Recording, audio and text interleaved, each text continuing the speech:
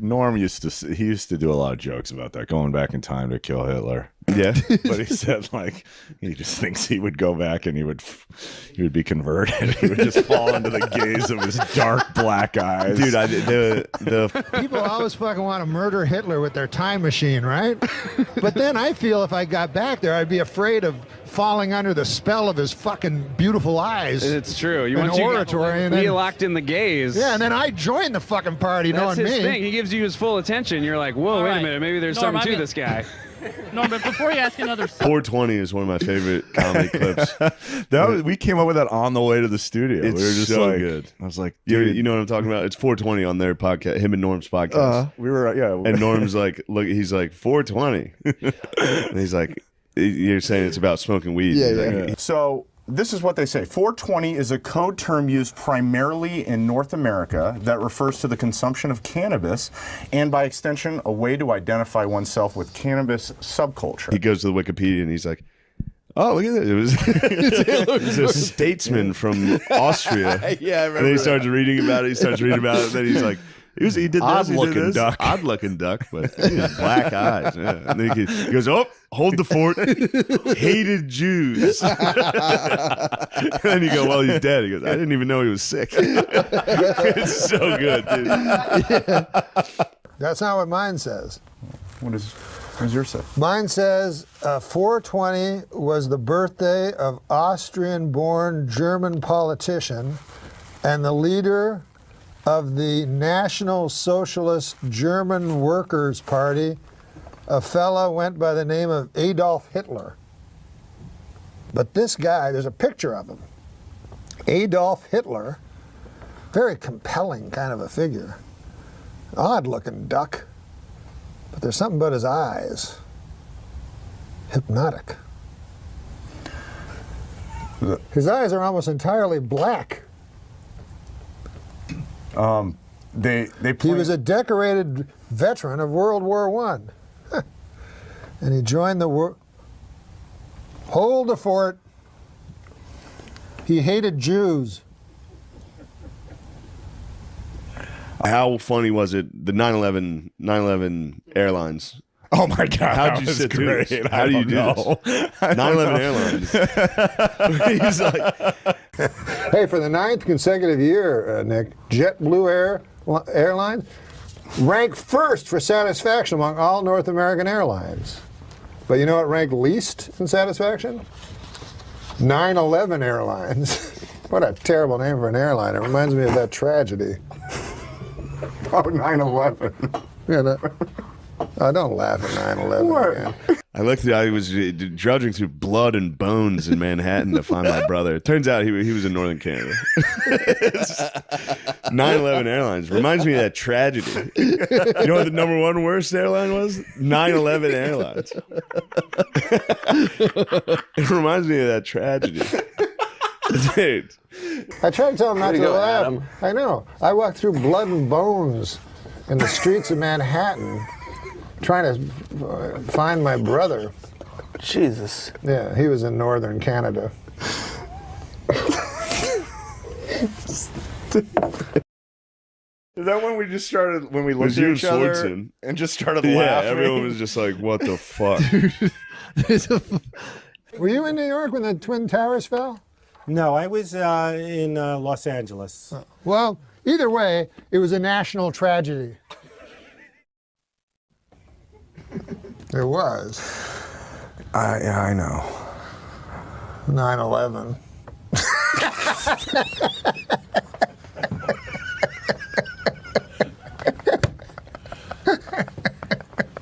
We're going to go to hell. The hole you can get into on YouTube with all of his stuff, it's just crazy. Oh, he was my favorite comic of all time. It's fucked up. He was. Have you been watching Bernie Mac though? I do love fucking Bernie Mac. Bernie Mac, dude. Obviously Norm. Yeah, but Norm, even before I ever met the guy, he was always my favorite comic. I thought he was brilliant.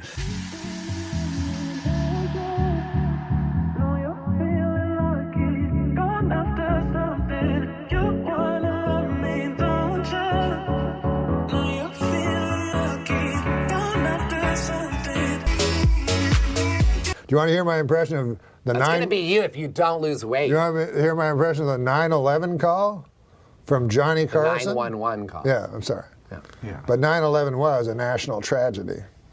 Yes, it was. Why do you laugh at that? You said it. Johnny Carson died at 80 years old. Okay, Johnny Carson died at 80 years old. Would you like to hear my impression? No, but Bob has a beautiful face, like a flower. Yeah, cauliflower.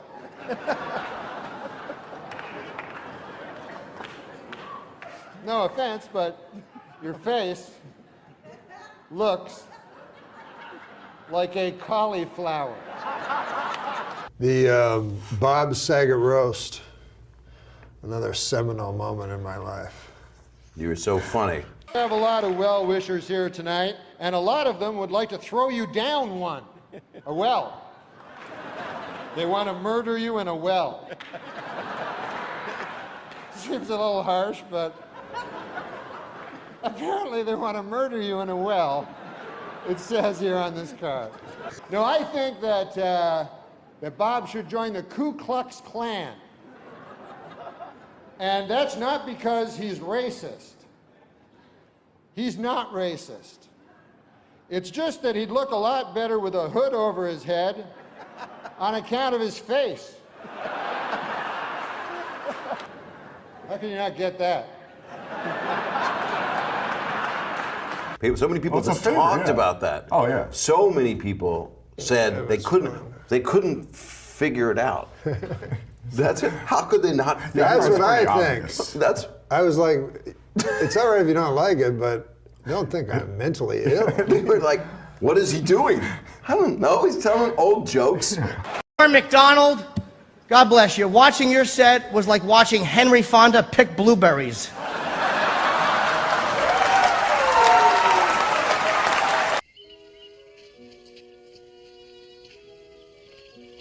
Why, I don't think there's a person in here that would not love to watch Henry Fonda pick blueberries. Well, it's time to do jokes. This is where we put in a big thing, jokes. Yeah. Two businessmen bought the Milwaukee Bucks for $550 million. They are very excited with their purchase, as this is the only legal way to own black people. Now that is here, and I read that. Well, you're not there. You know how businessmen are racist? They are. Yes, it's them being racist. They not are. You. The two businessmen that bought the Milwaukee Bucks for $550 million are racist, according they're to this. Fine, man. Give me one that doesn't offend many people. This is not topical. It's just about. It's as if it's as if it's about your life. You know. How come none of my friends ever have a dungeon? Instead, they all just have rape dungeons. So it's not a regular dungeon, is what you're saying. Dungeon. Thanks again. The bus. I've never been thrown under an entire Trailways fleet. You asked me who was in the presence of Dean Martin at Hamburger Hamlet. You know everything about That's what I me. meant. That's where I saw him. Was it Hamburger Hamlet? Yeah, I didn't That's where know. I saw him also. We must have talked about it too. I don't know. Well, he'd always be in Hamburger And Hamlet. I walked in there and he had lost his son, and he was nice, and I just went, I found your son.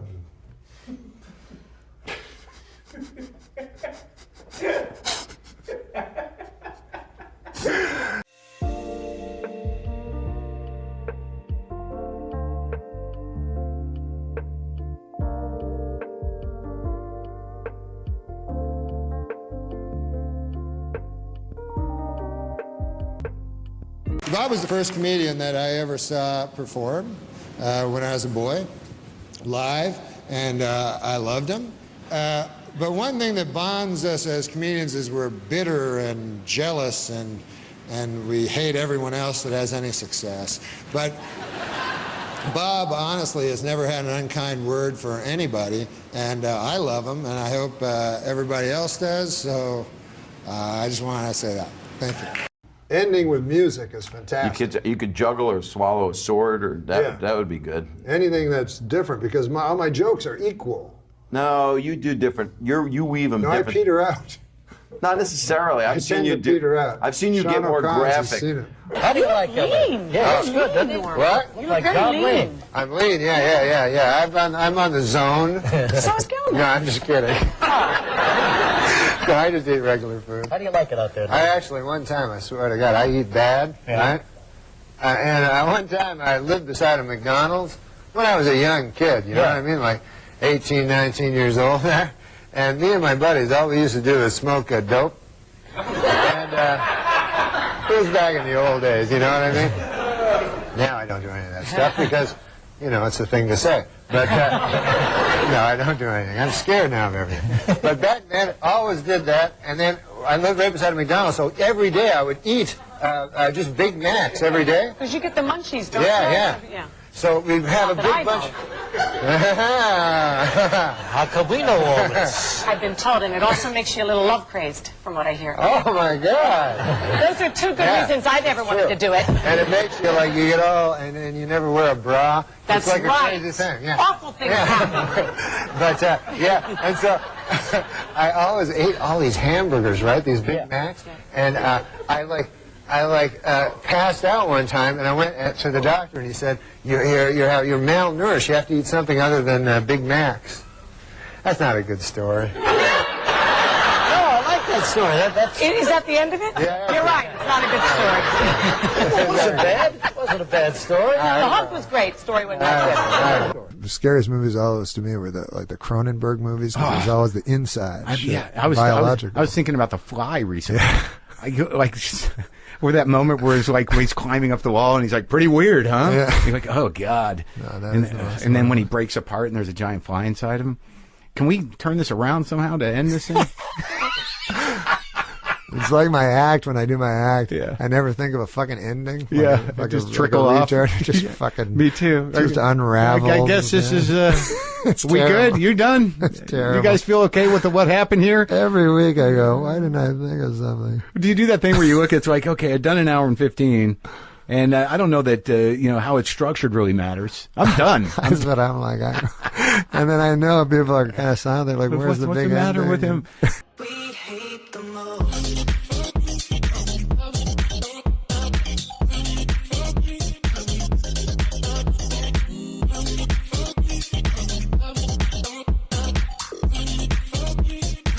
They said that this guy Don Ohlmeyer turns out to be the president. Yeah, now I know Don Ohlmeyer, and just between you and me, he's an idiot. Oh.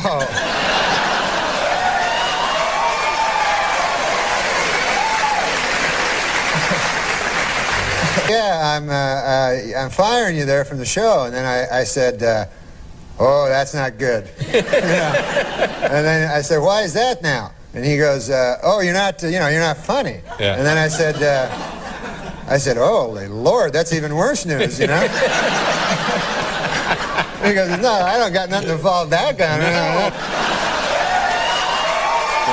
He's a good man. Well, he just fired you. What do you mean he's a good... What is wrong with you? There's too much cock talk. This guy has fevered nightmares all night. Dreams, I mean, like sweaty, fevered dreams from the cock talk that's been all over his head. Cock. Why bury me twice? He's killing me. No, he's a good man. That erased it. All right. No, he's a good man. Who cares? After all that, that's the whiteout he puts on. Yeah, I know, it's awful. After he talks about you doing chin-ups on cock for 18 minutes, he goes, no, he's a good guy. I'll put it in sports terms why you got fired. You were fucking with OJ too much. That's exactly why you were fired, man. I don't know. That's his buddy. Yeah, it's his buddy. Yeah, well, that's why you got canned. OJ's a good guy. I mean, he's not... We got to end on that, Normie, but there's what they'll remember you by. OJ's a good guy. Man. Thanks for coming. I swear to God, though, when you sit on a couch for the living, you should think about not giving that up.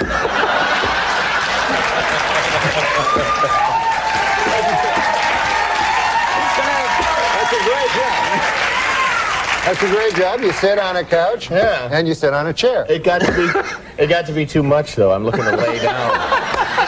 Gotta tone it down a bit. No, but you're a great man, and I'm gonna miss you on the show, man. You're a great man, isn't he? Because I was in the movie The People Against Larry Flint. Versus Larry. You were in the movie. The People versus. It was a famous movie, and you're in it. I was in it. I was one of the people that was versusing him. Okay. So I said to him, he said to me, hey, no, he's a good guy. He's a good guy. when Larry Flint says, "I'll take care of you," I assume that means I'll be having sex with an odd-looking lady, and then he'll come in whacking off on his wheelchair. Well, But he's a wonderful guy. I think You know where this guy started? He I give up. He used to work under the Queensboro George Bridge. Washington. I made the wrong bridge. No, Queensboro Bridge, and he'd jerk off punks for $15 a man. That's when I first met him. But he's a good guy. But I met Dr. Phil. Guy's not even a psychiatrist.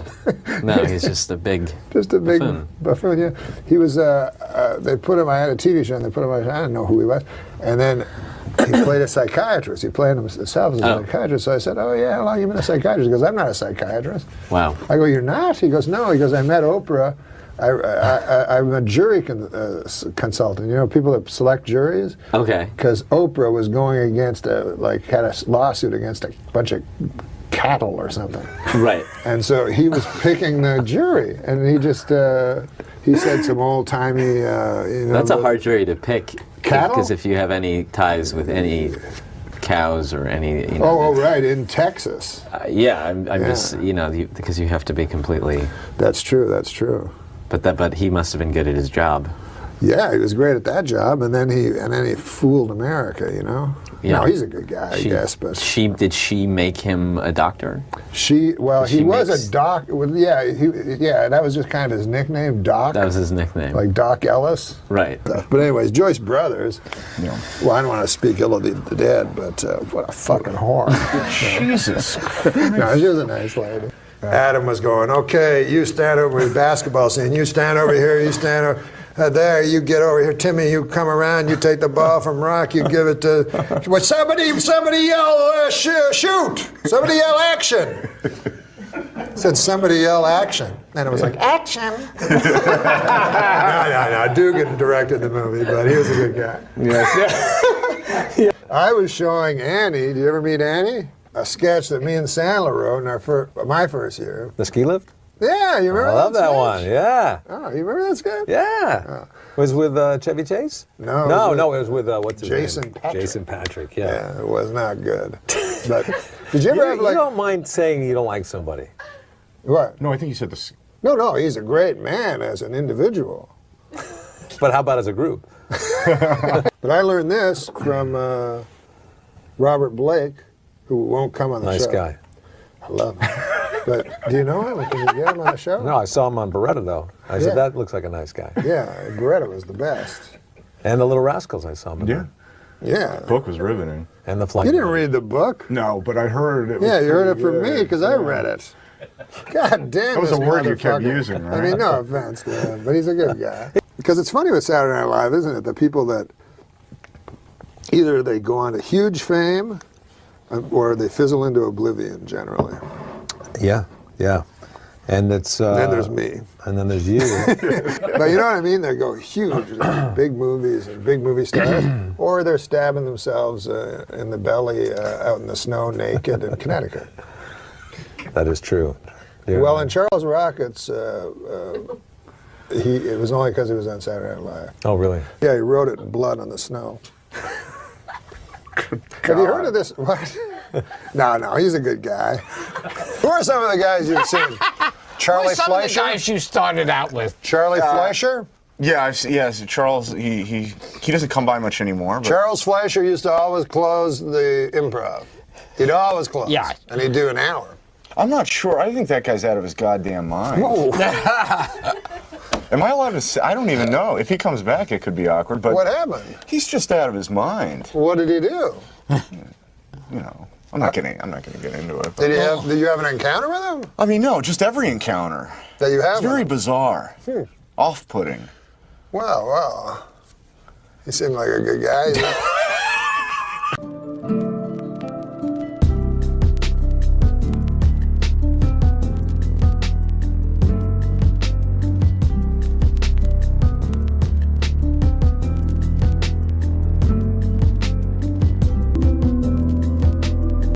I had a black guy open for me, and I got him into the hotel. Nice guy, Vince Champ. His name was Rich. Oh, no. I don't know whatever happened to that fella. But a nice man. Arrested for rape. He knows. He knows. And he's not making fun of rape. Two businessmen bought the Milwaukee Bucks for $550 million. They are very excited with their purchase, as this is the only legal way to own black people. Now that is here, and I read that. Well, you're not there. You know how businessmen are racist? They are. Yes, it's them being racist. They not are. You.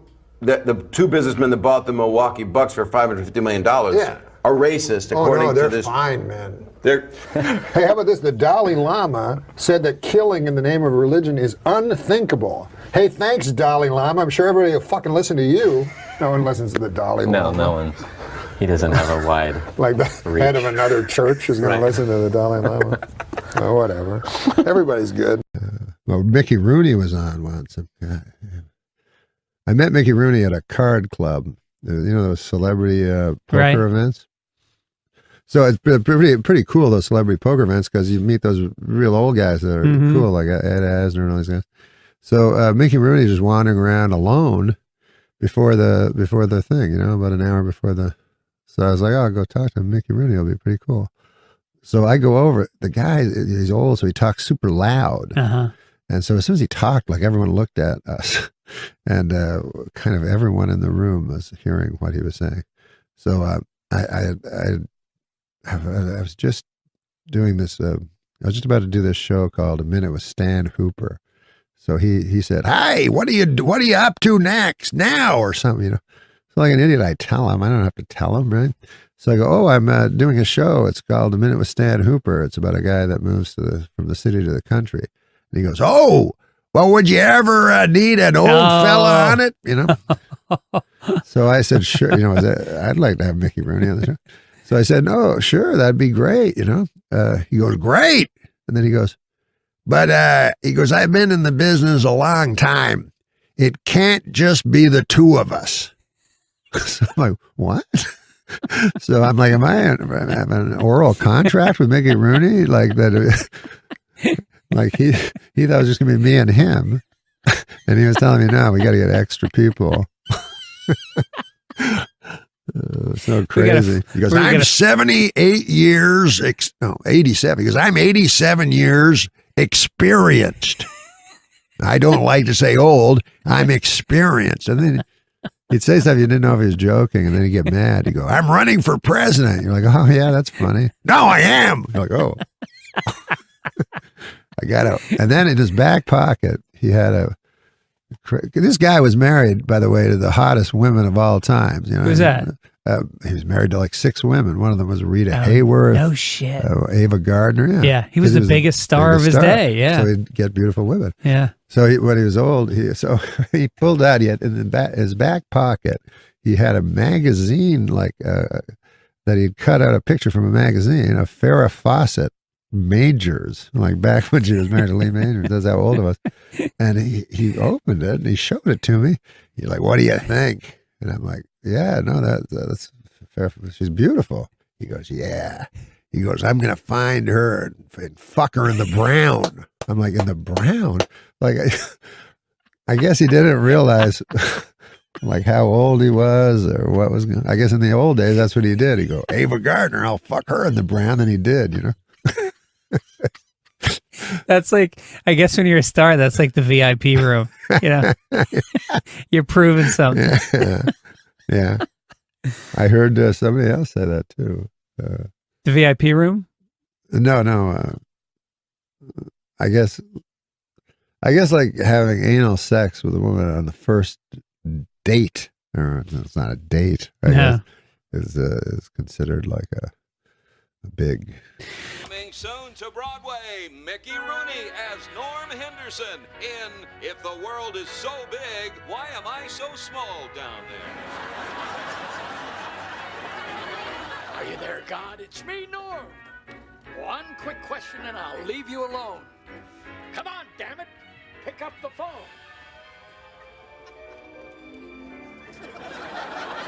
Listen, big guy. I ain't one who begs, but I got a problem between my legs. world is so big, why am I so small down there?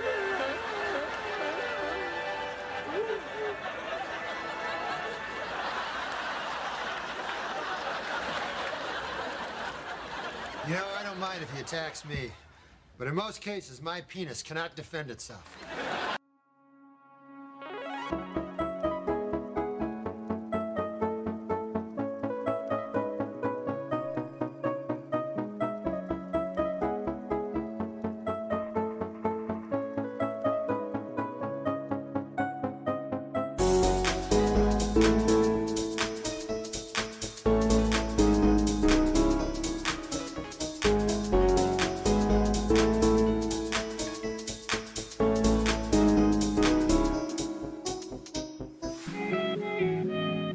Is this what you said their neighbor was? Jim Ping? That is my neighbor. A nice fella. Nice guy? Let me as abacus I want to do yesterday. this. Jesus. Oh, come on. That's not a Chinese guy. I wasn't saying it was. That was kind of What are you, racist. Mickey Rooney? Hey. Hey, come on. I know he's dead, Have a but little Mickey Rooney respect. did a very racist thing like you just did in a movie called Breakfast at Tiffany's by the wonderful Truman Capote. I wasn't doing anything racist, and you know it. But go ahead. And so Norm was headlining, and I think there were 3 or 4 comics who were doing 5, maybe 8-minute sets. And at that time, it was all the material they had. You know, they were new comics. And okay, I've polished off my set. I got these jokes, and now I'm going to go out with this guy who's a great headliner, and we're going to do this big corporate gig. And so at the gig, as they were starting, Norm off the top said, I'm just going to go out there and kind of warm up the crowd, you know, do a little teaser, and then you guys do your sets and I'll come back.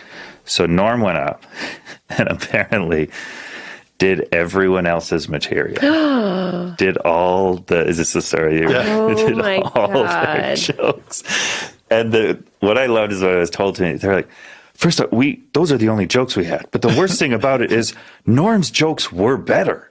Like our jokes were, he had 3 hours and he was going to do an hour on this show. So he was only doing it to fuck with them. Oh, and my he said, but we were just God. mortified because it's like, it's not like we have a lesser 5 minutes. Right. It's like, that was everything. He went, and What did then they when he do? came off, it was just a joke. And he's like, that was Your crazy. turn. Yeah, your turn. Oh my And so God. I think they just went up and flopped and like tried to do crowd work and tried to, and I liked the motivelessness of it. Yeah. It was Oh, I know. Just And then because you had have to drive with them like for an hour. You would. Hey, wasn't that great when I did your acts? What were you thinking? I must have been crazy. That's also only a joke for the other comics. Oh, yeah. because The Oh, yeah. audience It's as doesn't inside know. as it gets. Yeah. They saw like a pretty okay opening, and then what the hell happened in the middle? Right. And then Yeah. the guy that closed came back, and he was still really went out good. and killed. Yeah, I just love that. Yeah. Oh me my too. God. Mhm. Well, that's mortifying. And then he also didn't get any NPR swag. It happens at all levels. So, yeah. That does make me feel better. And joining us in the show before the show living room is host of Norm MacDonald Live on YouTube, the wonderful Norm MacDonald. Yes, and Jenny, all the stars are here. Do you want a microphone, Norm? Yes. Is that my tree? What a disaster. Jenny, all the stars are here. It's true. Beardy Man, Claude Racine, Dax Flame, Betty Fine, You got it. and Raphael Fine. All the stars You really keep up with all that. are stuff. here tonight. Oh, yes. Harley Morenstein is here. All right. And we also have comedian Todd Glass. He'll be hanging out backstage with some of tonight's guests. And on the red carpet, we've got comedian Kulap Vailesak and host... I feel like Todd will be struggling to know these people. I'm sorry, I'm going to continue with the what the computer says, Norm, although I'd I'm love sorry. to talk to you more than this computer. We're on but the I have to do computer. what the computer says, even though I do love you, Norm. I think you're one Okay. of the best. We're also going to be talking to the Well, host I'm no Harley Morenstein. You're not, Norm, but you gotta just let me read this fucking thing. We're joined by the talented trio called the Lonely Island. Yeah, who you know will be what I on the call big. them? What do you call them? I call him Sandberg and the other couple of fellas. The Mind Squad. is how Rolling Stone put it. Hey, can I ask a serious beautiful. question? I mean, fuck all these jokes. like when you name yourselves, right? Yeah. Do you ever have fucking moments of regret later because it's permanent, almost like a tattoo? Absolutely. Yeah, The Lonely Island, I was outvoted. Oh, you were? Yeah. What were the other runner-up names? Well, our first album was called Incredibad, and I wanted that to be the name of the band. But We would have had regrets about that too, though. Probably. Let's be honest. There's no winning when you're a comedy troupe. Right. It all Yeah, sucks. you're a troop. How do you guys feel in your bodies? Do you feel healthy and strong? Absolutely not. I could be eating better. Yeah. Yeah, digestion could be going better. Yeah. I feel like that about Hey, myself. enough of these fucking jokes. Can I ask one more serious question? Hit me with a real one, Norm. real one. Sandberg, when you went to SNL, Yeah. you went different than anybody else because you were already a fucking big hit, right? I don't think so. Is that true? We were definitely not a big hit. No. Oh, Saturday Night Live made you guys a big hit? Yeah, I mean, we had a small internet following. Oh, so the computer doesn't really work to make you a big hit? I mean, that was like 17 years ago, right? How long ago was that? It was a while ago. It's changed now. Yeah. Yeah. So when you started Incredibad / The Lonely Island. Yeah, The Lonely Island. What's the significance of that name, though? That's what really I wanted to ask. The Lonely Island. You think of all islands as kind of lonely. Do you really want to hear the story? Yes, please. I do Okay. too. Do a real short version, which is just basically it was what we called the apartment we lived on Olympic with all the traffic. It was a sarcastic name from a sarcastic Tennessee Williams style sketch we did about the apartment. Akiva wrote a one-act play. God damn, I wish I had a time machine. To see that so great. action. Yeah, no, to take back my question. Thought you were going to say to murder Hitler. I would not. You know, people always fucking want to murder Hitler with their time machine, right? But then I feel if I got back there, I'd be afraid of falling under the spell of his fucking beautiful eyes. It's true. You An want oratory, and be then, locked in the gaze. yeah, and then I join the fucking party, That's knowing his me. thing. He gives you his full attention. You're like, whoa, All wait right. a minute. Maybe there's Norm, something to I this guy.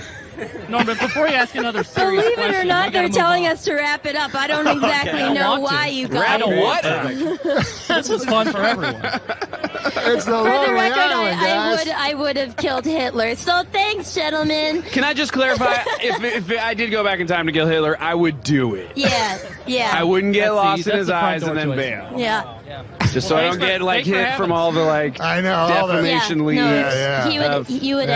end it. Yeah. Pro. Listen, man, I'm sorry about We got to wrap it up. I'm sorry It's about over. bringing up Hitler.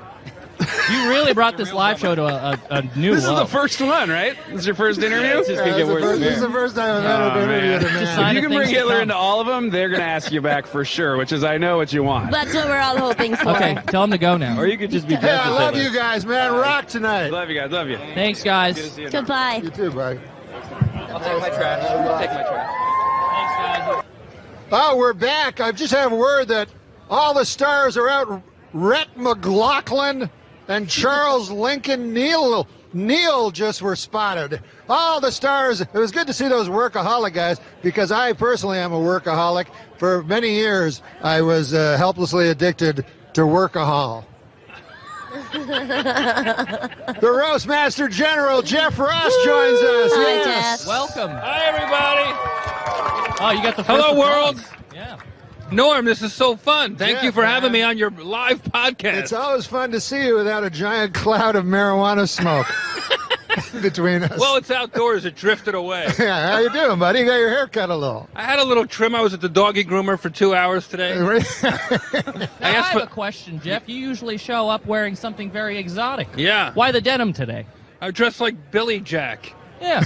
You look sharp. great. I Thank you, like Jenny. I it. appreciate it. Yeah. We're trying to up my game for the live YouTube show. Yeah. Oh, man, you're a hot fucking piece of ass. Look at that. I do all my shopping at the mall. Have you ever been to Forever 41? Forever 41. Norm, you're Listen. dressing like you're going to help somebody move. It's- You're wearing sweatpants to the biggest show in YouTube history. this is the biggest show on the internet. You're dressed like you're going to paint the set. He can't help himself. I gotta ask you this though. Hey, I saw, by the way, on the computer, a show you do now called Morning Roast. Unbelievable. You wake up in the morning, you turn on your computer, there's Jeff Ross waking up himself, roasting somebody. How's that work? Well, whatever comes to my hungover head, I just start making fun of, and Yeah. I put it up on my YouTube page. God damn, it's funny. Who should I roast this week? Ah, what about Cassim? Yeah, I It think would you be an should roast honor Cassim. if you could just Do me. He's an Arab, if that helps. I only roast celebrities, Cassim, so you're off the hook. Thank you. What do you dress like? You're like Harry Potter's accountant. You just not that up. Well, I want to thank Jeff Ross for turning the mirror on me today. Back to you guys over there. Like the inventor of a cure of some disease we haven't thought of yet. Look at you, like Orville Redenbacher's fluffer. I don't know. Norm, do you know that you can watch live stream stuff on your phone? I don't tablet? believe that's true. I know I can watch it on my computer, but I don't believe I can watch it on anything other than my computer. Today is a day for you then. Guess what? What? Google, our Yeah. friends at Google here, Sure.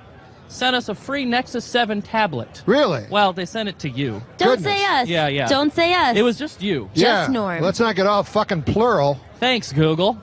Thanks for nothing, Google. What I wanted to show you is how easy it is to watch yourself and other live streams on your tablet device. On the computer. On the computer. Yeah. Go ahead and hit play there. Okay. It's Oh, right I there see. in my. It's so simple. You see your face? Oh yeah, it's me with a huge fat fucking face. Yeah, I didn't want to be the one to say it. Yeah, I've been having a lot of trouble. My doctor, he said he's not a very nice guy. He said, open your mouth and say oink. Yeah, you need to get better insurance, Norm. Insurance? He was calling me a fat pig. Well, I mean, nobody's going to disagree with him. Oh, Cassim. I'm sorry, Norm. I've got an acid tongue. You do. You're an acid-tongued Arab. Well, here's this. Well, that's very for kind of free. you. Thank you very much. Say thanks to Google. Thanks, Google. I appreciate it. Thanks for nothing, Google. Yeah, thanks, Google. Yeah, back to you What the guys hell? over there. Oh, baby. Hey, That's dangerous. it is dangerous. Oh, here we go. We've got creator and the star of Comedy Central's hit series, the Sarah Silverman Program, and she's a member of the comedy collective Jash, and also Sarah Silverman is a wonderful person that I'm really happy to be around right now. Thank you, Jenny Slate. Straight up, sunglasses.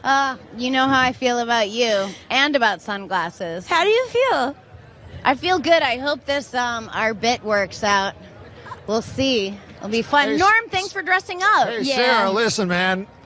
Congratulations. That's the 100th time that joke's been done tonight. But I also want to tell you, I have a bet with Daniel Kellison, a rather large figure. Daniel Kelson, who put this whole thing together, Yeah. way Wait, over his head. He says you He can. did it. He says you can explain what the fuck Jash is. Jash is. Pay up, fucker. Jash is a comedy collective, a United Artists, if you will. Uniting myself, Reggie Watts, Michael Cera, and Tim and Eric. And what do?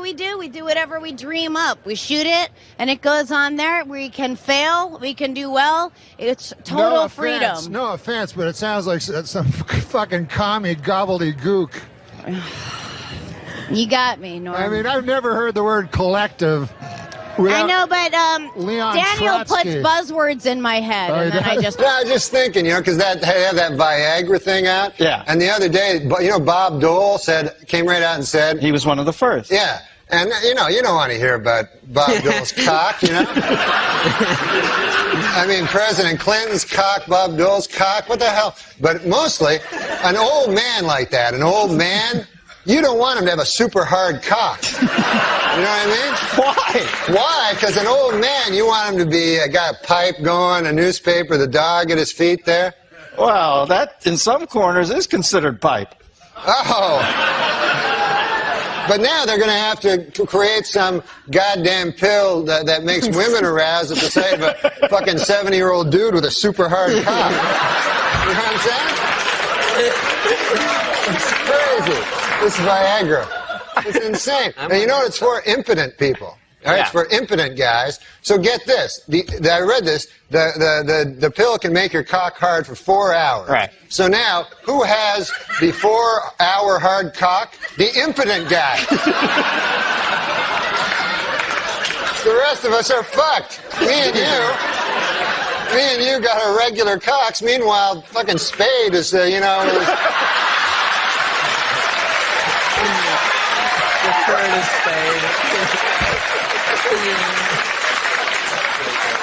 Oh, man. I didn't see it. I didn't see it coming. Dude, I know you didn't. He brought it all around and then a vicious rip kick into his best friend's gut. Once there's too much cock talk, I try to just zone out for a minute until it goes back the other way. If there's too much cock talk, this guy has fevered nightmares all night. Dreams, I mean, like sweaty, fevered dreams from the cock talk that's been all over his head. Why bury me twice? He's killing me. No, he's a good man. That erased it. All right. No, he's a good man. Who cares? After all that, that's the whiteout he puts on. Yeah, I know, it's awesome. After he talks about you doing chin-ups on cock for 18 minutes. He's a good guy. I was having dinner, and then I was going to take the red eye back, and I was to pick up Norm MacDonald in my rental car, and we're on the same flight back. But I think he was in first class when I was in coach.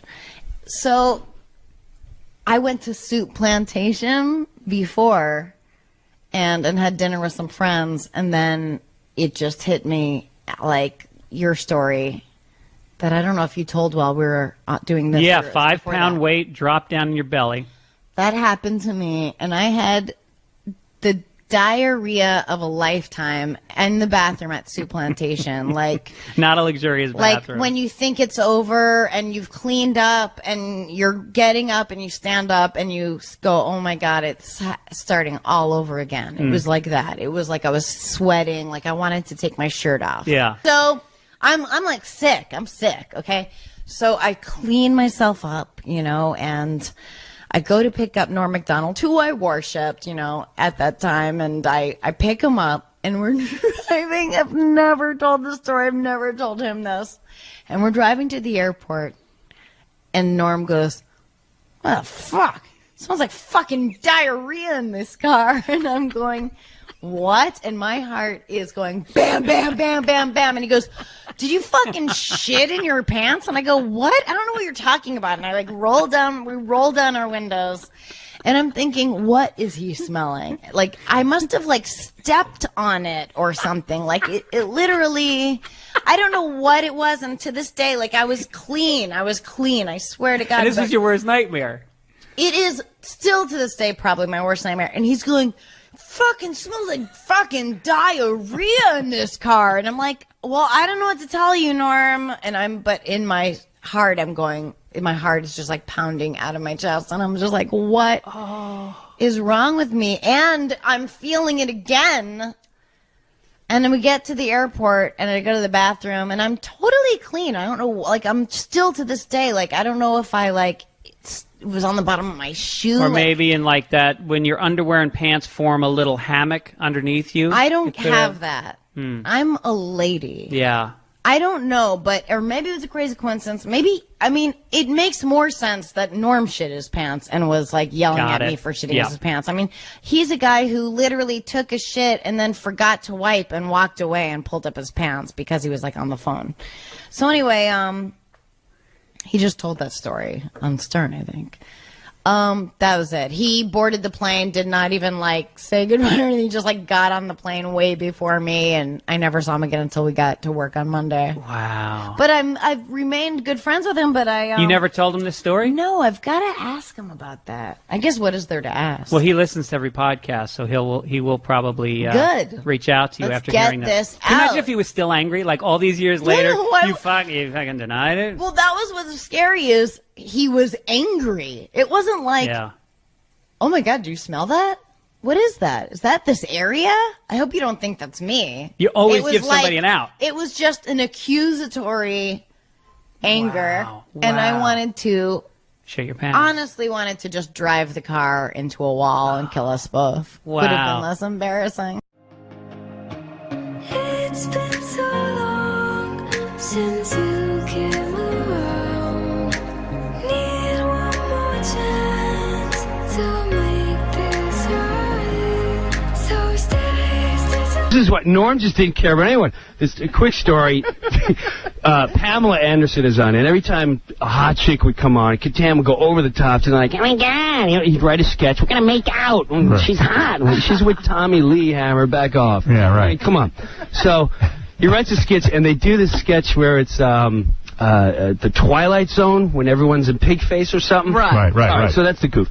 So me, Katam, we're all in it, and Norm is the guy who's got to go, imagine if you will. And Norm doesn't read sketches, and he's a pro. Right. So he would rehearse it and go, hey, imagine if you will, second time, and Katam would go, oh my God, you don't even sound like him.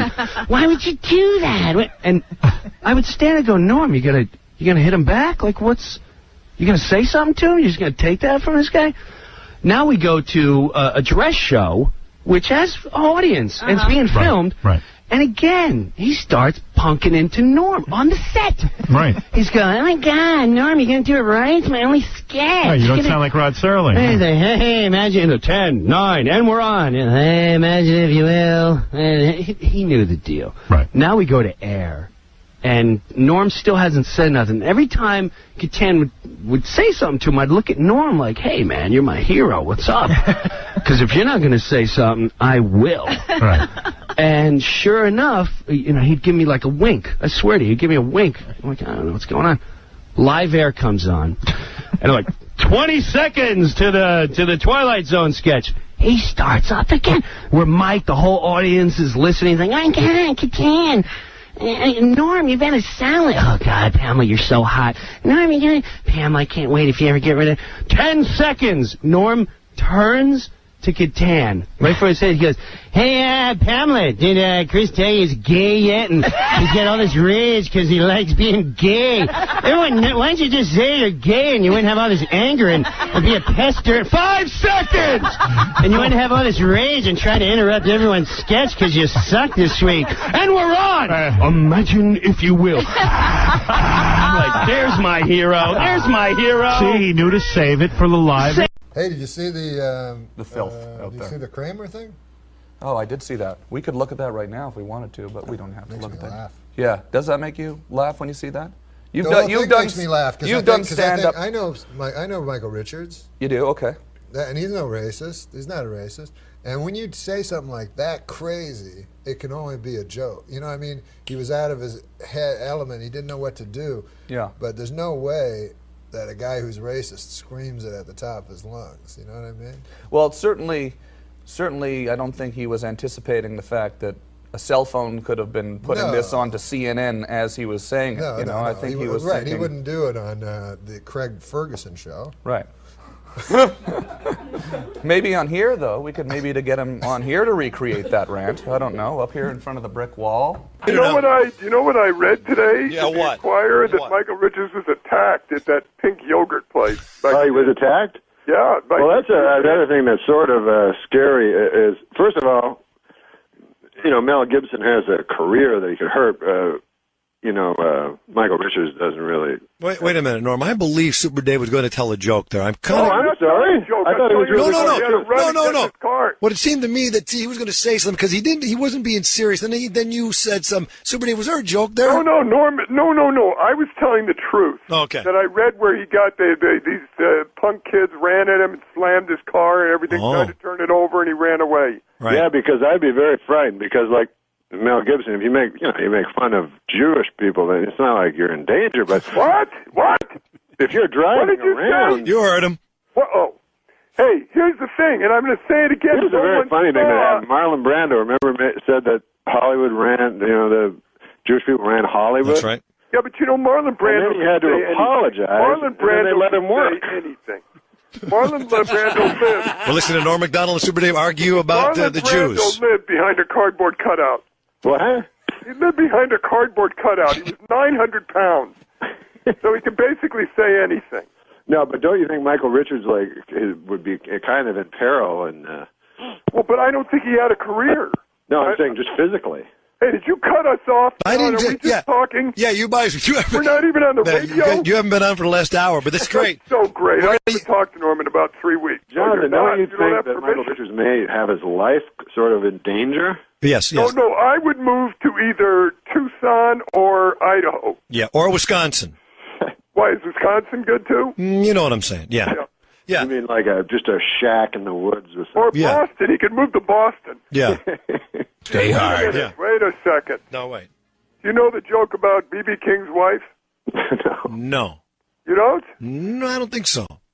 Phoebe's having a birthday, so she wants to surprise him. So she goes to the tattoo parlor. She says, put a B on one cheek and a B on the other. So the guy does it. She goes home. Phoebe comes home. She opens the door, bends over, drops her shorts, and says, surprise! He said, who's Bob? Oh, that's racist. There it is, ladies and gentlemen. There it is. The one and only Super Dave Osborne and his joke about Yeah, sell that to Michael Richards, man. Why, that's not a racist joke. Yeah, sure it isn't. Who's Bob? Yeah, you know, that's the way you want to broadcasting and stereotypes. 97.9 I'll tell you what, FM. let's do it this way. Yeah. Bob Hope's wife goes to a tattoo parlor. No, but you chose an African American. Well, but Bob Hope is dead. Yeah. Go ahead. And she says, put a B on one cheek and a B on the other. She comes home. Bob Hope comes home. She bends over, pulls her pants down, and he faints. Now, Bob Hope is dead. Yeah, I know. Bring me the body of the great Bob Hope. If he struggles a lifetime of a rope. If he smells a bit, wash him down with soap. Just bring me the body of the great Bob Hope. Bring Me the Body of the Great Bob Hope, another song by Super Dave Osborne and Norm MacDonald. They've collaborated together on a great new CD, Music from Dead People. Want to hear Guy something? comes home with a duck under his arm. Oh, shut Wife up. opens the door. Yeah. She says, where the hell have you been? He says, this is the pig I've been screwing. She said, it's not a pig, it's a duck. He said, I'm not talking to you. All right, that's enough. That's enough. Super Dave, Norm MacDonald. Why did you make her African American in that joke? Yeah, why did you say? You heard him because you're racist. He said you're racist. He said, why didn't you make an African American in your joke? That's what you like to do, don't you? Super Dave. Hey, don't you feel sorry for Michael Richards, really, though? All right, go.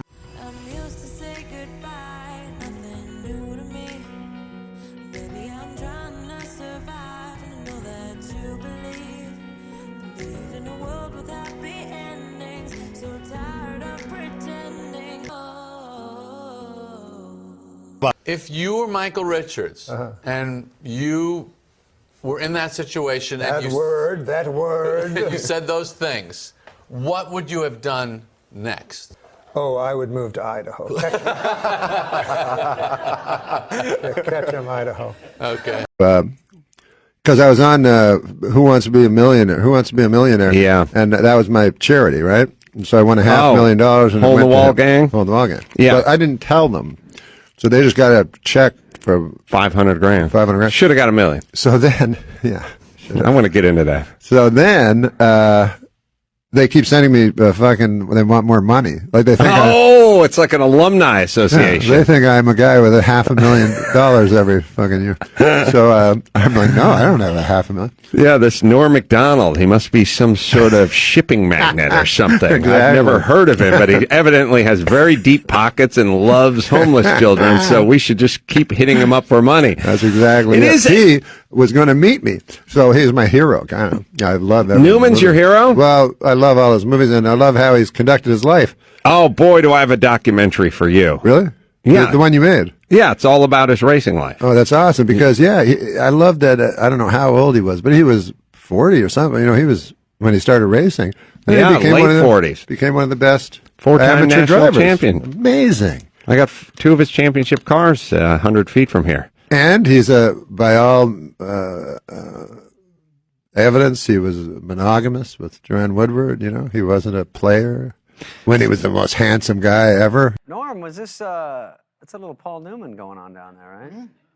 You were more like, handsome. yeah, you were handsome. Huh? What the happened? Anyway, no, I did Weekend Have Update. you seen Paul Newman lately? You do look better. You know what I mean? You know what's weird I just thought about, Norm? I think you might appreciate this conceptually. We appreciate 2 dudes. We appreciate the guy who's been faithful to his wife for 47 years and never looked the other way with all the trappings of Hollywood. Yeah. And we then thus also worship at the altar of the guy who fucked everything that wasn't nailed down. Like, boy, that guy was serious cocksman. I mean, boy, he fucked everyone. We don't, but when someone goes, he fucked like 8 chicks over the course of 40 years, we go, I don't know about him.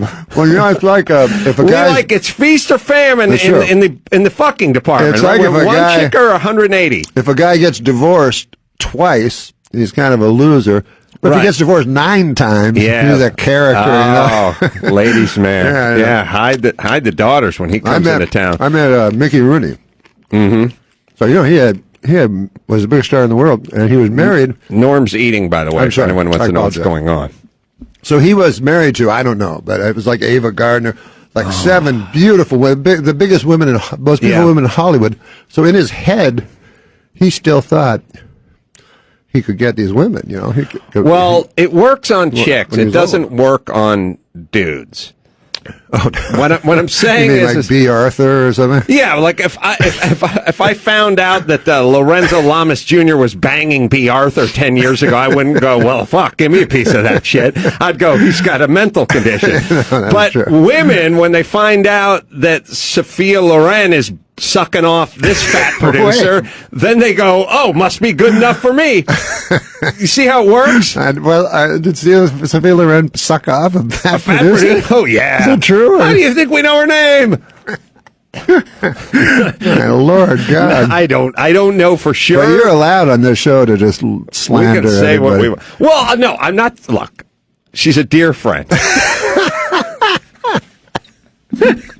Sophie's a dear friend. God. No, I don't know her background. All I can say for sure is this, that it works this way with women.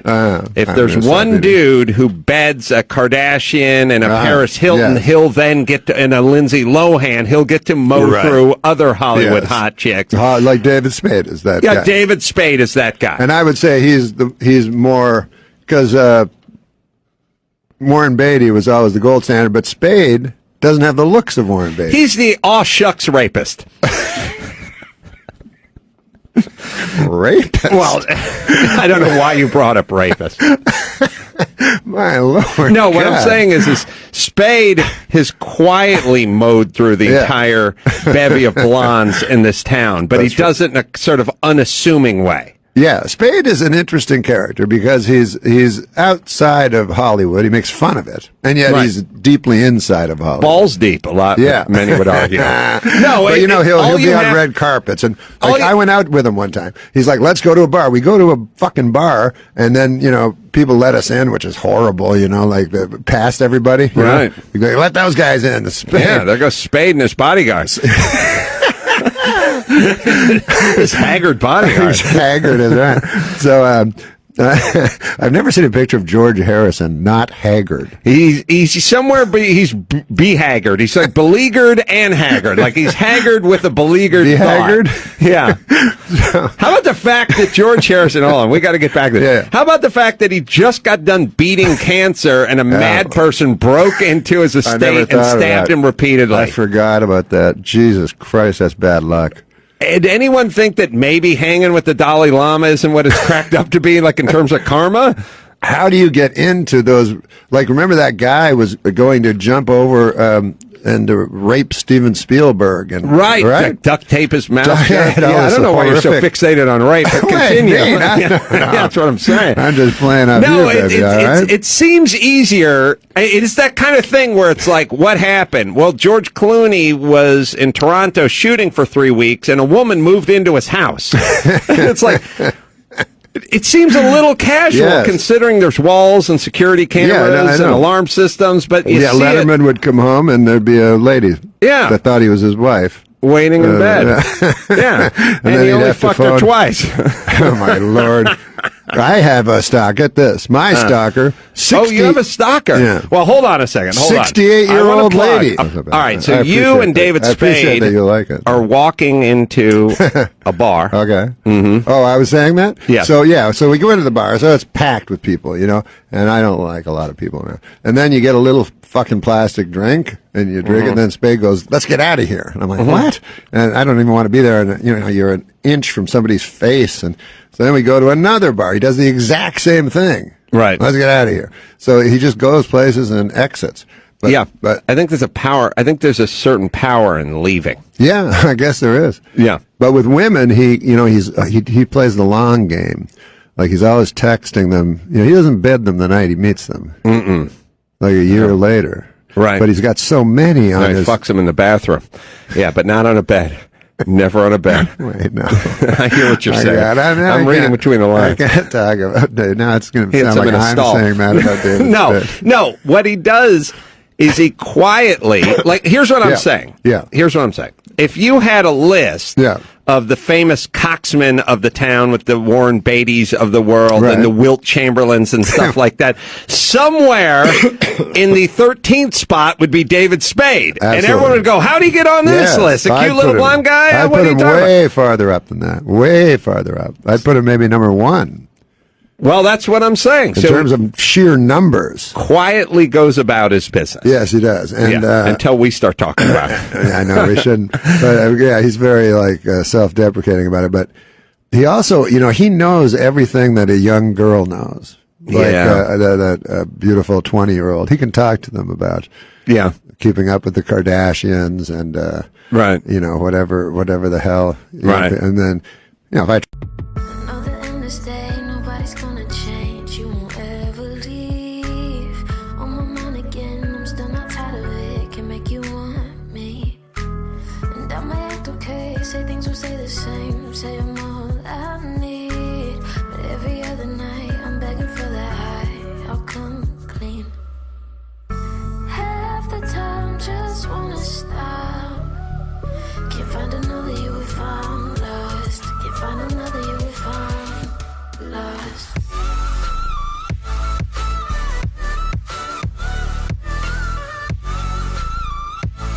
The press would be great. Tim Russert, right? Yeah, you and Tim. Me and Tim would be a great load of laughs. You guys lost me. He doesn't know who Tim Russert is. Anything about Tim Russert? He only really knows just- supermodels. I get blank stares. Yeah, you. Hey, listen, Larry, you live next to me in Beverly Hills now. You knew Clampett. You're right next to me. Clampett. I just heard you're gonna Are you come right? by Don't my. give the address. We're gonna. I know where you are. You're by Nate Now's, and my house has a water wiggle out front, and you're gonna have to come by and hang out with me. What is that? What's a water wiggle? That's his thing for a supermodel. What an idiot. This week, Norm MacDonald. Can I try an Adam Carolla impression? Yes. Yes. Let me try. Do whatever you want. I don't know if I can do it, but give me a subject that I can rant about. Talk about people that recycle or people that smoke Let cigars. me tell you something about. Is that what you said? What is it? He's almost like Andy Rooney. Yeah. Let me tell you something first of all about people that recycle. If you're 21 and you're still thinking you should be recycling, maybe it's time for a different sort of, right? Well, he'll have an opinion on the weirdest things, like crushed ice or the cubed ice. Go ahead, Adam. The what? The crushed ice or the cubed ice? Yeah. Well, the crushed ice guy is always the guy that's hanging around the island and the Like, how could he someone... wants the crushed ice. Right. He'll all of a sudden have 30 minutes on crushed ice. It's something about it angers him. I'm not even making fun of him for The it. square ice is more like you get a tumbler, you put your ice in, and you're drinking. And the crushed ice? So that's it's almost like Andy ice Rooney. is like It's some almost kind like Andy Rooney improv. Crushed ice. And by the way, I don't know if you've seen Andy Rooney lately, but that guy with those kind of eyebrows should not be giving advice to anybody. I mean, it's every Sunday we go through this. It's like if I agree. I like my favorite thing about Andy Rooney is he uses way too many examples. Give me an example. Can you give us he's like, Yes. there's a lot of cotton now. Oh, and yeah, medication. Here's a bottle of an antipsychotic I take, mostly cotton. Here's another bottle of pills, something called Aleve. Let's open it up here. Mostly cotton. About 13 pills. Most people here would stop, but Andy, keep going. Keep going. You have to commit. Come on. Here's something called Tylenol. Another one called Advil. I've got 35 of them. Here's the cotton. Here's the pill. You know. I can let him keep going. If he One can time- keep thinking one of time- things.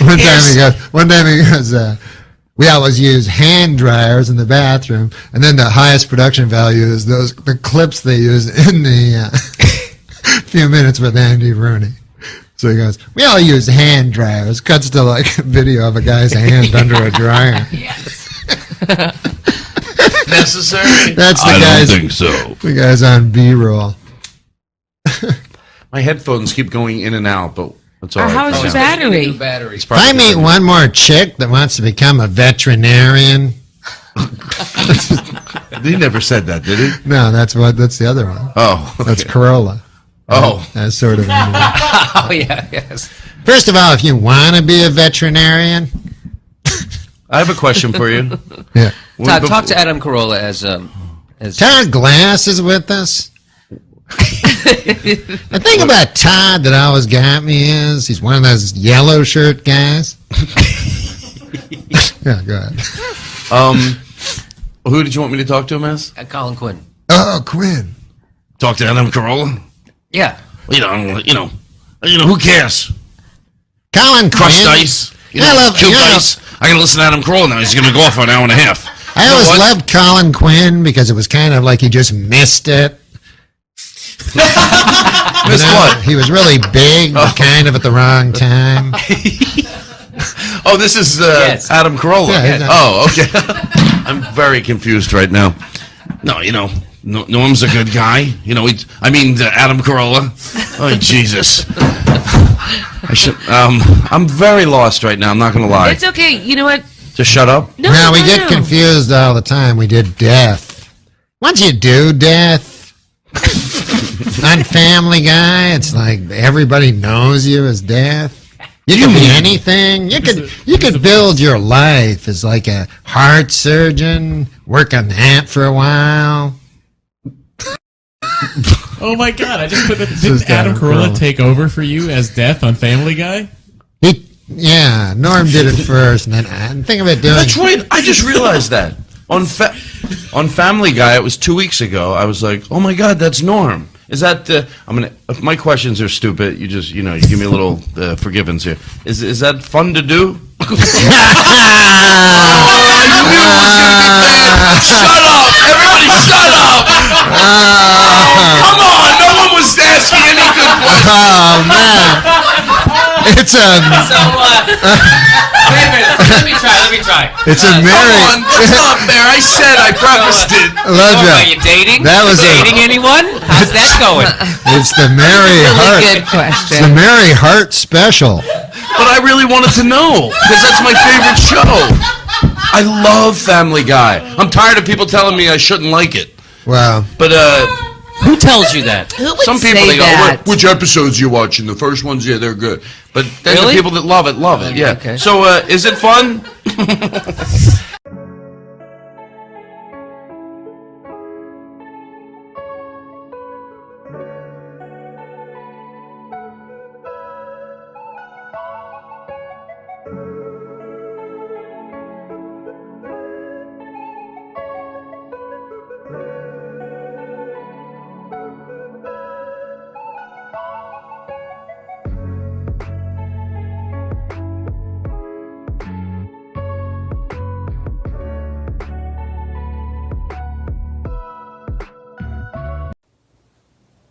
Hi, I'm Norm MacDonald. You know, a while back I met myself underneath the Queensboro Bridge.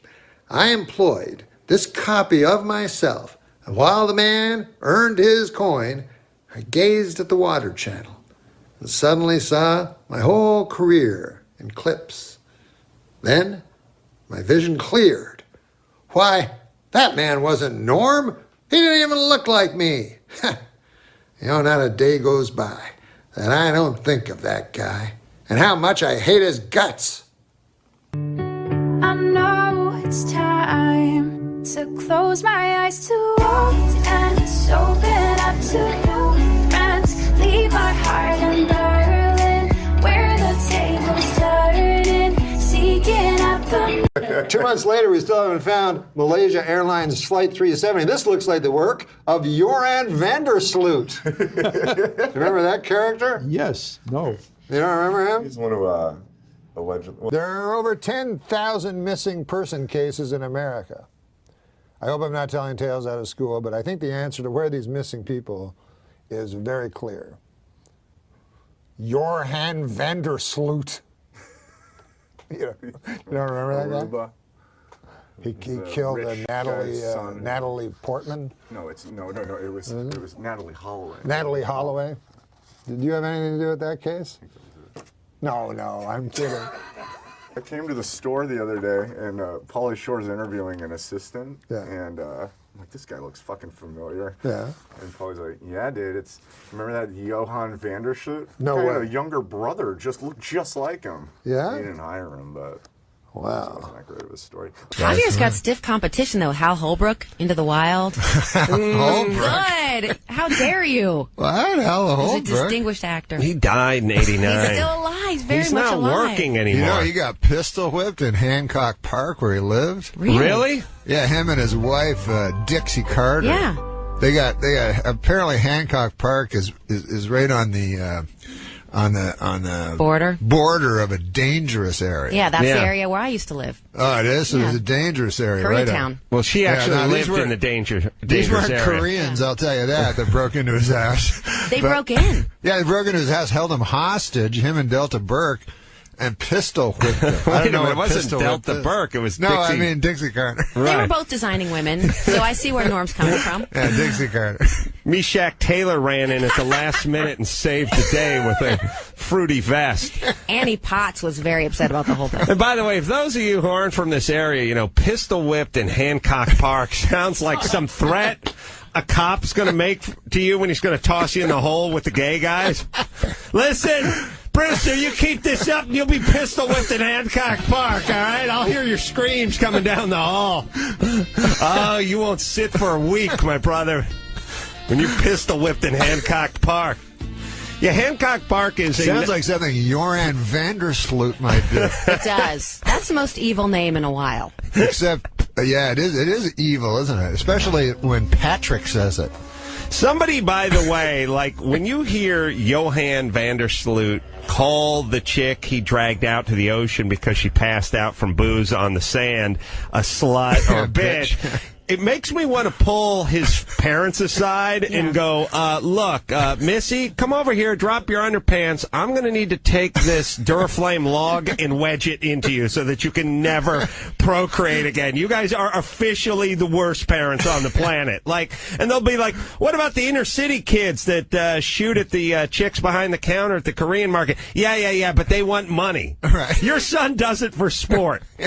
The Vandersloots had to have been pretty bad parents. I don't know. I think he just made it all up because to me the frightening guy was Patrick. Which one? Patrick was the guy that talked to Joran and got He was the guy who answered the phone. Sting. Hey, why don't you be Johan and I'll be Patrick, right? Because the phone call came at like 1 a.m. Patrick's just sitting around watching a little YouTube and blowing a spleef. He's like, hello? We're playing a game? Yeah. It's called improv. Wait a minute. Please try your call again later. Hello? Wait, they were in a van. I don't understand what you're talking about. Johan or Jorn or what? Vandersloot. Yeah, Vandersloot. He takes the chick down to the beach. No, I'm not. Patrick is the guy. Is the guy in There the was a van. sting, and he befriended Oh, Jan that guy. to record him. Oh, he's not the worst guy in the world. The worst guy in the world is the guy who that answered the helped phone him. because he walked to a payphone. Yeah, that helped him out, you mean? And he was like, hey, it's 12:45 at night and this high schooler's passed out on the beach. I need your Okay, I help, can do buddy. that. Okay, I'll All right, do you want to do that. that? Okay. So you be Vandersloot. I'll be the guy. Wait, I thought I was. Yeah, you're Vandersloot. But earlier you were Vandersloot. No, you were No, you call me. Okay, I'll be Vandersloot. Yeah, now you're at a payphone outside of Marriott. The chick is just falling asleep on the beach. Yeah. And I'm just hanging out watching TV. Yeah. All right. What's here we your go. name again? Dory. He's got a weird name, like Dory. Dory, Yeah. Right. I let it ring a little bit because I don't want you to think I'm desperate. Plus, it's late. I shouldn't even be up. One more time. Hello? Dowry, is this you? Hey, Vandersloot, what's happening? Hey, listen, buddy, I'm in some trouble, man. What's up? I'm calling you from a payphone. I realize it's year 2006. What, do you need to borrow some money or something? What happened to that cell phone? Yeah, anyway, what do you need? You need to borrow 20 spot? Now, this is the thing, man. What'd you do, vomit on your shirt or something? You need a new shirt? No, I met a hot lady. All right. Yeah, down at the casino. Uh-huh. And I brought her to a remote section of the beach. You know how I work. Right. I know your M.O. Yeah. What, do you need, a condom or a roofie or something? No, I already have those. I've already used those. Oh, okay. The thing is, I mean, this girl wanted it bad. Yeah, cool. You know what do you need, a talking about? towel or something? Nah, that's not it. You remember that boat you had? What do you need, some water-soluble lube? No. Yeah, it's I know. over with. It was a hot. Okay. Yeah, awesome. Yeah, I got a boat. What of it? I was wondering if I could borrow it for a while. Why? What do you want me to do with the boat? Well, she may be she may be dead or in a coma. Right. And I was thinking we throw her in the truck. Oh, so we toss her in the boat? And what? Like drive her to a hospital? No. What about the ocean? The bottom of the ocean. Floating hospital? Davy Jones' locker? Davy Jones' locker. No. Wow, you're a 20-year-old guy who knows that reference, but yet no cell phone. Interesting dichotomy.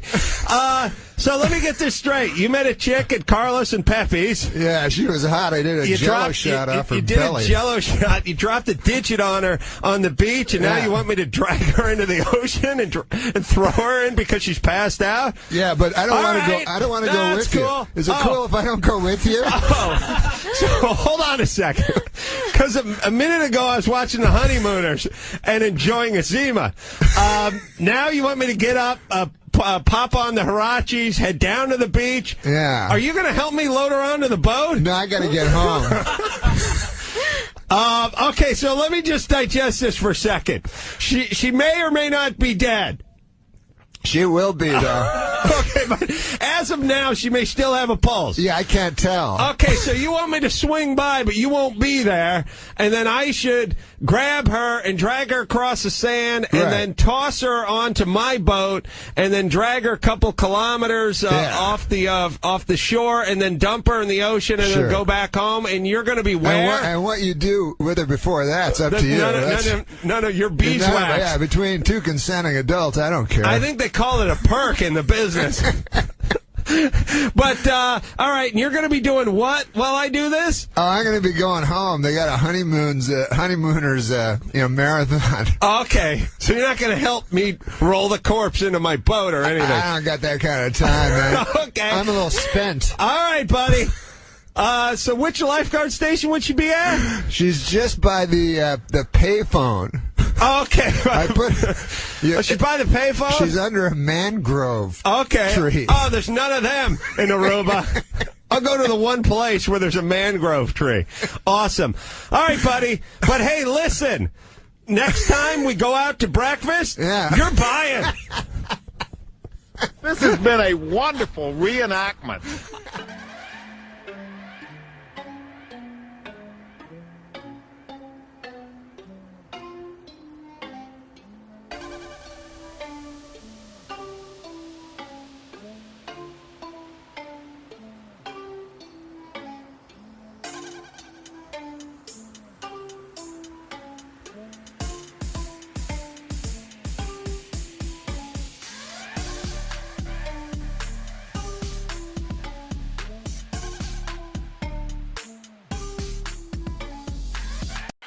You know, I've noticed lately, everybody has an opinion. And when I was young, it wasn't that way, People would have maybe, 6 opinions, Sometimes you meet a guy, he'd have 8 opinions. You'd go, God damn, that guy's opinionated. But about 6 opinions, that'd be about, and most of them were about food, tell you the truth. People would go, Count Chocula, what the fuck's wrong with you? Stuff like that. I have opinions. I have opinions that everybody holds, like, I don't know. Yellow's the best color, but I don't know if you call that an opinion, it's just a, oh, hold on, it's my phone. Hello? I got to phone you back on account I'm doing a special on the TV, comedy special. So I'll call you back, okay? Okay. Sorry about that, guys. Anyways, I was saying I don't got really no opinions, and I know a lot of people don't have opinions on account of I see it on the TV. Like I'll watch CNN, and they'll ask a question, and sometimes it's tough. They'll say like, "What do you think that Southeast Asian Sea treaty? How do you think that'll affect the gross national product of Singapore?" And anyways, at the end, they ask that question. Do you think it's good, yes or no?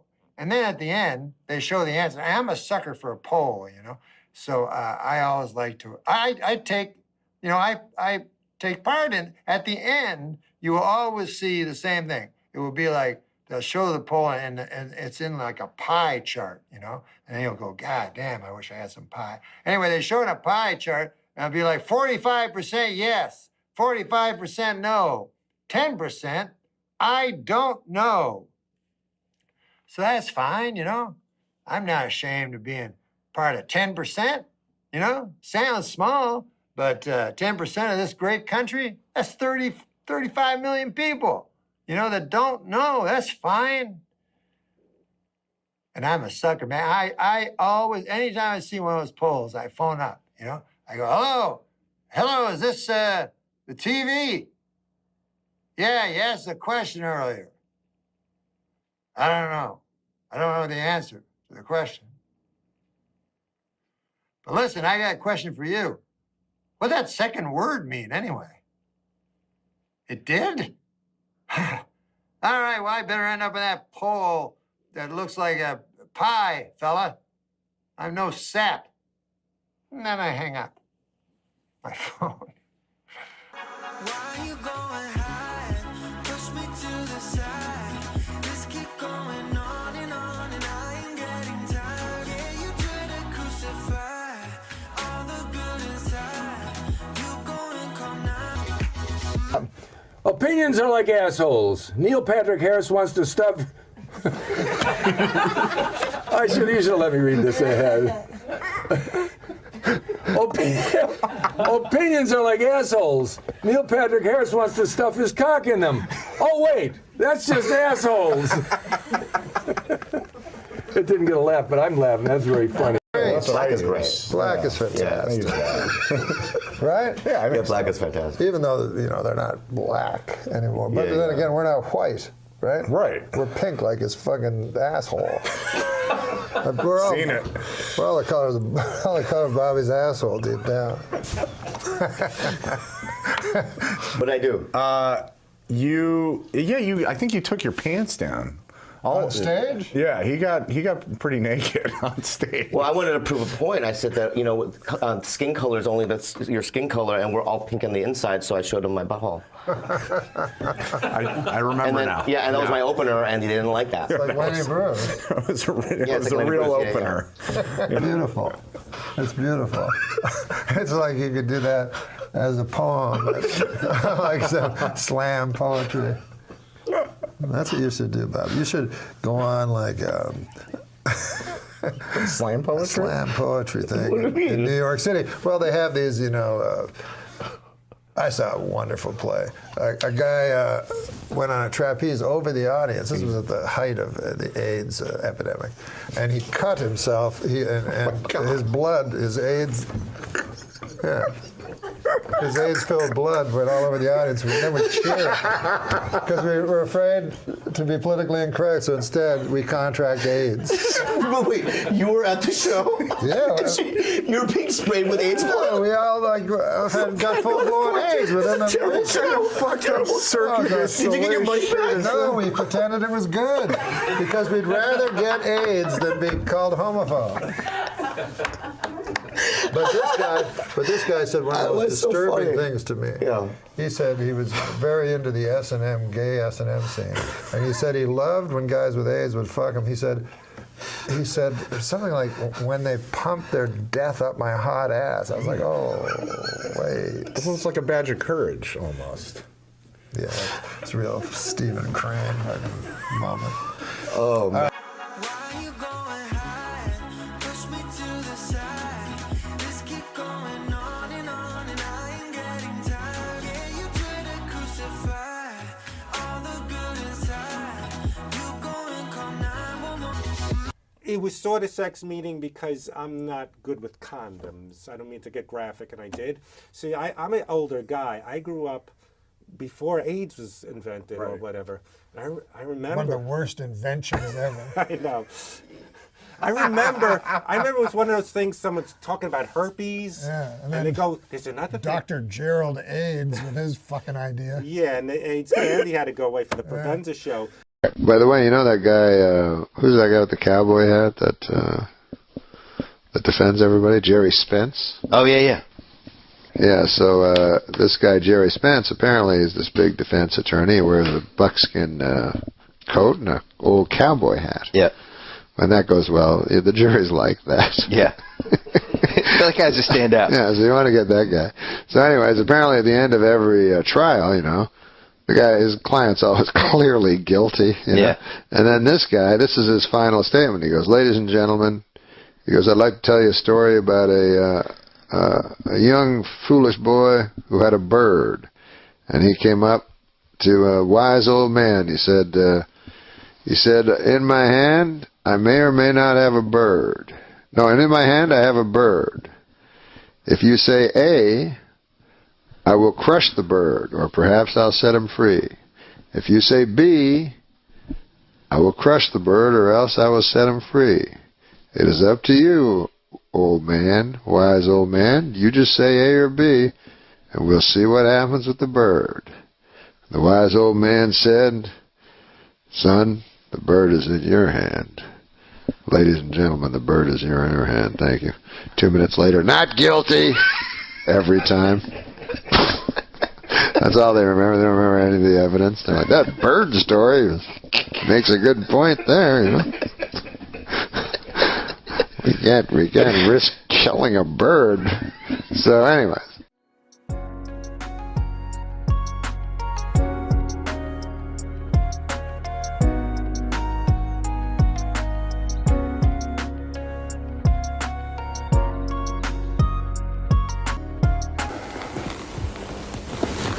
I sometimes tell a story in very special cases about an old man and a smart-aleck boy and a bird. And this is a very special case. And I want to leave you with this story because it's an important story. It's a story about a smart-aleck boy who wanted to show off an old man and to make a fool out of an old man. And the smart-aleck boy had a plan as to how he was going to make a fool out of the old man. He'd found a bird out in the wilderness, a little bird that he brought to he had in his hand. And his plan was to go up to the old man and say to the old man, old man, what do I have in my hand? And the wise old man would say, you have a bird, my son. And then the smart-aleck boy's plan was to say, but wise old man, is the bird alive or is it dead? And if the old man said the bird is dead, then the smart-aleck boy would open his hands and the bird would fly off free into the forest and into the woods. But if the old man said, the bird is alive, then the smart-aleck boy figured that he would crush it and crush it until all of the life was out of the bird and it was dead. He would open his hands and say, see, wise old man, the bird is dead. And so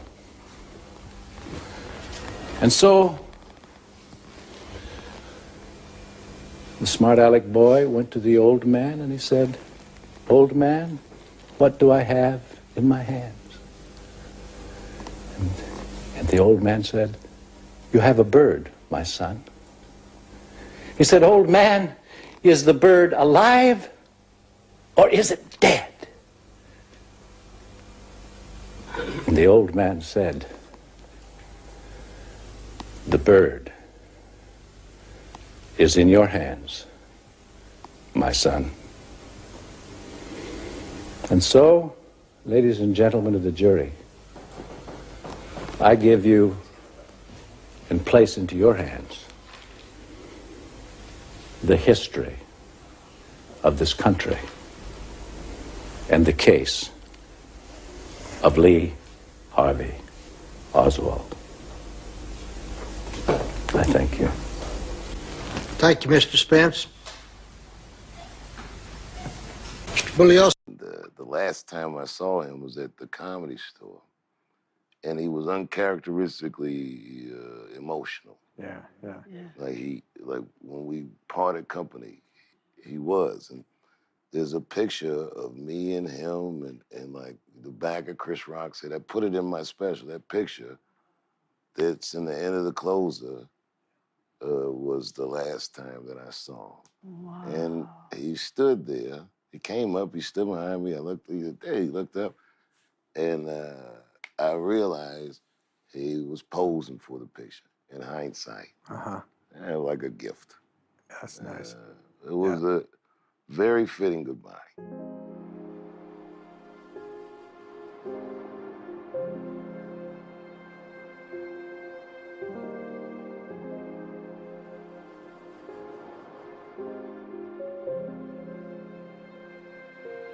There's a little bit of comedian in all of us.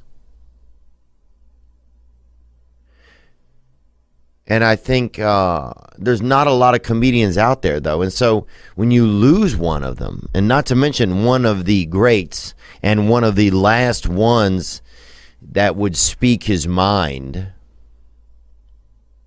it feels like you're losing a book that nobody has copies of, kind of. McDonald makes me laugh. I know everybody. Norm makes me laugh hard. Dude, he does. Hold on, I'll tell you a thing about Norm. Hard. So he did this thing one time. He gets up to go from one room into another room, right?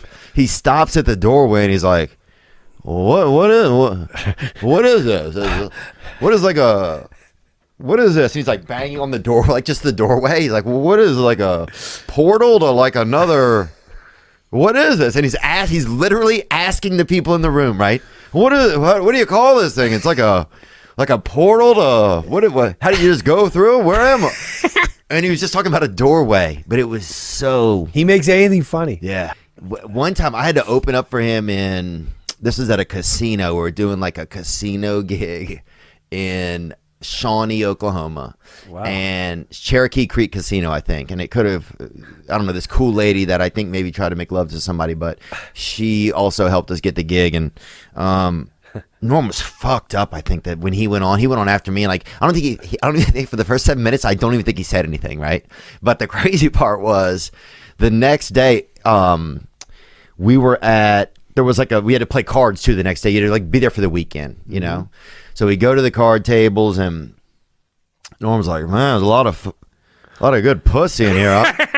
And I don't know him really well. So I'm looking around this room, bro. There is zero attractive women, right? There's zero attractive men, okay? Right. So it's not, even if you wanted some ass pussy, there's nothing. Yeah, it's a casino. And it's a gambling game. It's poker. Yeah. 5-card poker, you know? So... Yeah. And I'm just thinking, well, I guess I just agree with him. You know, he's getting older, and you know, maybe he has a different perception of what's attractive. And I'm like, yeah, man, there sure is. He goes, fuck no, there isn't. Like he had played me, you know, like he was like, this is the ugliest batch of people I've ever seen. Yeah, I watched one of his clips when he was on, I think, The View. Did you see that clip? No. When they're trying to get him to like. He's trying to be very realistic. The show's like ultra liberal, and he's just trying to be just a realist, like. Yeah, that's how he was. Yeah, and they're like, they're like, you'll never be back on this show. They're all joking about it and stuff. And he wouldn't because he wasn't like just kind of conforming to whatever, like, I don't know, just some ridiculous story. Why would they have him on? I don't know. That's so weird. Like, he's so not. I can see him doing it, like, if they offered it to him, but I can't. Here we go. Let's get a little bit of it. That the Democrats don't steal the election from the winner, you know, but who knows? You like George Bush, don't you? I love George Bush, man. He's a good man, decent, you know, none of this. Yeah, he's, you know, he's not a liar, a crook, murderer, or anything like that. So it'd be good to get the. See, I think we should get the homicide out of the White House and get like a fresh start, because we don't want any more murderers. I think we should just go on to the next question. Oh. Who are the murderers? Yeah. Oh, Clinton, he murdered a guy. Yeah, you know, we're not allowed to, you're not allowed to put out no accusations without. That's a little too far. That's the way it does work. Let's just go on to the next question. Yeah. This is not my week. What can I tell you? Oh, it's not mine either, and I'm being very nice, okay? Be a good boy. Now, Norm. Do you never hear that? No. Listen, No, we don't need I to don't want talk to get about into that. this, and I don't want to hear it, and this is not the place to make those accusations, and you're supposed to be funny. Let's get on to the next question. So get with it. There you go. This is a live show. Not for nothing, Norm, but you have been properly chastised by Barbara, so I'm now going to ask the next question. I thought it was a matter of record. Shut up. Look, let me do this, okay? They don't even want to talk about the fact that maybe the guy murdered somebody. Yeah. Let's talk football. All right, manslaughter. He's doubling down. Yeah, Norm doesn't play by rules, dude. That's hilarious.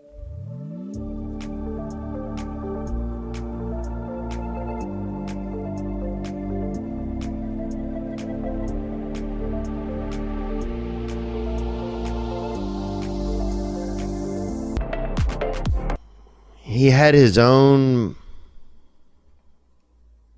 you know, some humor is a maze, I think. And some comedians, it's a maze. It's a maze that sits between them and the world.